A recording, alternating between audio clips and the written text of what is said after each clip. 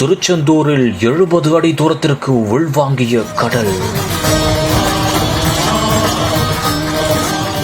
பச்சை நிறத்தில் தென்பட்ட பாறைகள் அதிர்ச்சியை உருவாக்கிய ஷாக்கிங் வீடியோ. இயற்கை விடுக்கும் எச்சரிக்கை என்ன? முருகனின் அறுபடை வீடுகளில் 2ஆம் படை வீடாக விளங்குகிறது திருச்செந்தூர் சுப்பிரமணிய சுவாமி திருக்கோயில்.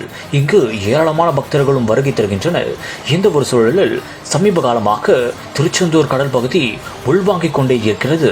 மேலும் மழை பெய்யும் என்று ரெட் அலர்ட்டும் விடுக்கப்பட்டுள்ளதால் தற்போது மீண்டும் ஒரு சம்பவமும் அரங்கேறியுள்ளது.